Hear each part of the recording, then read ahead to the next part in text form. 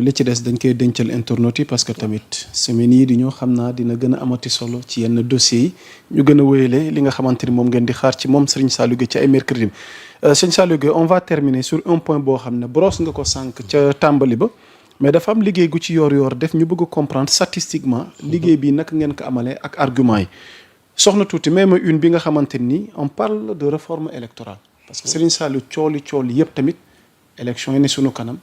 am na loo ci war a wax. pourquoi le PASTEF défend un modèle plus démocratique que Diomaye. nga def benn tableau comparatif entre la coalition Diomaye et le PASTEF.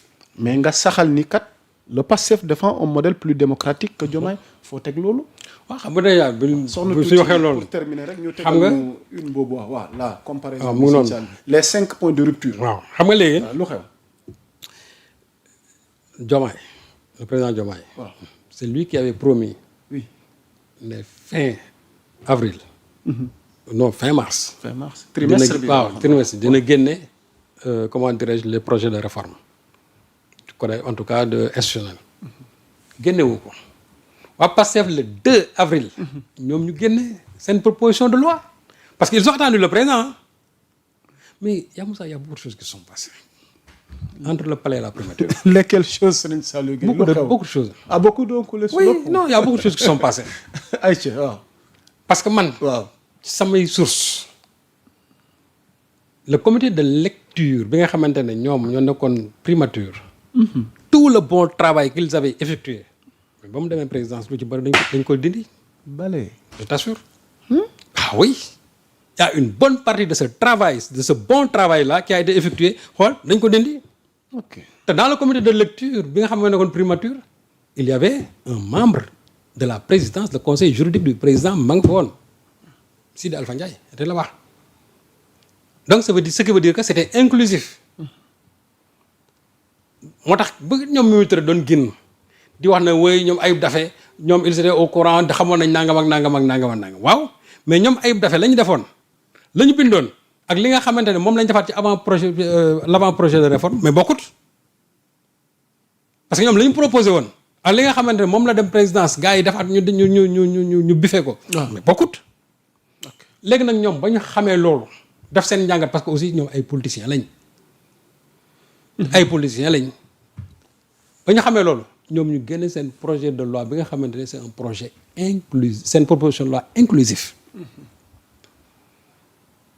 Diomaye keroog bu ma ko déggee muy wax mu ne moom mënu comprendre que ne kii ñoo bokk ñu jiitu déedéet bokkul de parce que pour le.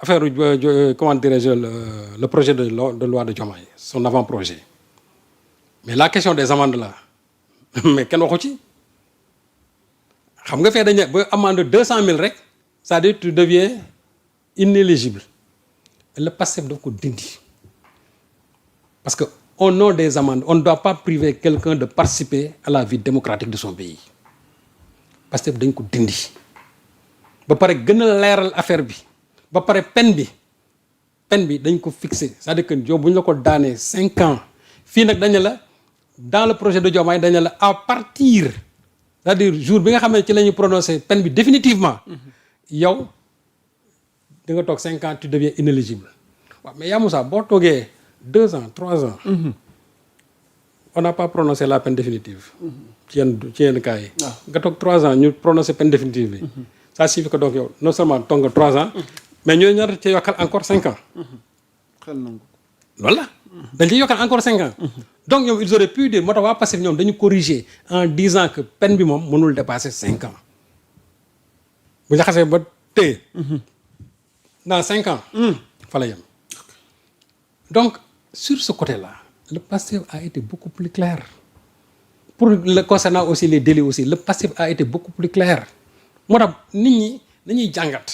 parce que boo fekkee ne dañu réforme bi la mais en quoi ça doit poser problème à Diomaye ba mu ciy wax su fekkee ne benn la kañ kon kay Diomaye su ma alhamdulilah moom comme que benn la vraiment ñoom génn nañ ko donc li ma def ñoom moom lañ def vraiment y a pas débat. ok mais boo ko nee man je ne comprends pas parce que ñoom li ñuy def ak li mu def benn la déedéet. ok les deux ne sont pas les mêmes. bu Pastef bi c'est beaucoup plus inclusif c'est beaucoup plus démocratique. ok bee am na ay ndëgg sërëx yoo xamante ne nii. bu ko fa nit ñi bàyyoon bu subaa.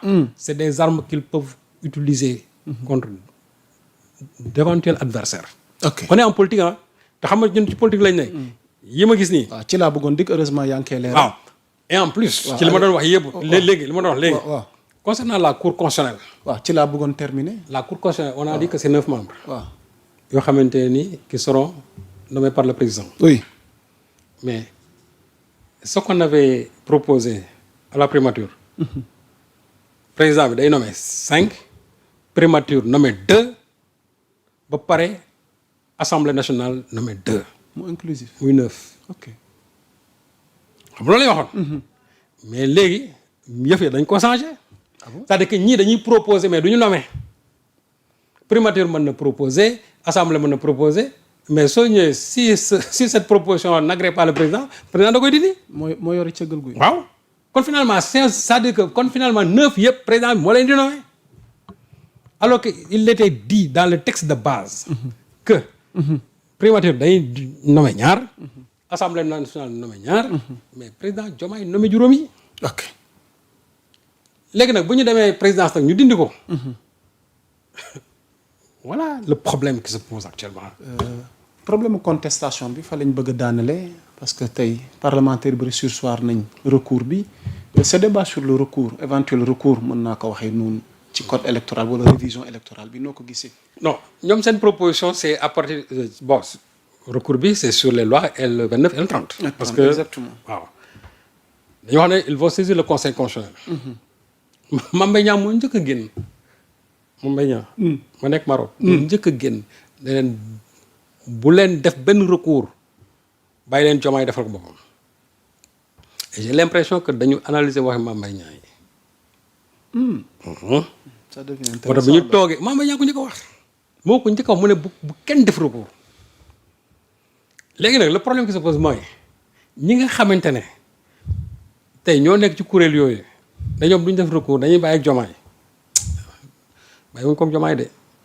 ku ci nekk da ngay def say calcul xool loi bi ndax arrangé na la wala arrangé wul. ok gis nga on est en politique de xam nga dès le départ dañoon fët naan Ousmane Sonko way li ñuy kii nii naan Ousmane Sonko la ñuy ñawal affaire bi nii Ousmane Sonko kenn ñawal ko dara d'ailleurs keroog Diomaye wax na ko. nee na il n'est pas concerné mais cela n'empêche pas aux gens de Pastef d'être beaucoup plus prudents raxas yoon bi ba mu set wicc parce que gis nga nit ñi droit dañ koy utiliser noo xamante ni boo deful nag bu subaa. ñu génne la affaire bu ndaw boo xam uniquement pour yàqal la yoon bi nga fi nga war a jaar ba egg 2029. léegi nag ñi nga xam ñoo nekk takk wàllu. ñi nga xam ne aussi ñooy non inscrits. waaw ñoom joxe nañ seen position. waaw. nee nañ ñoom les prochains jours vont nous édifier sur ça. ok seen posture yu ñu jël nii. c'est pas parce que dañ ko bëgg a bàyyi ak Diomaye. waaw ku ci nekk tu es en politique tu fais des calculs personnels.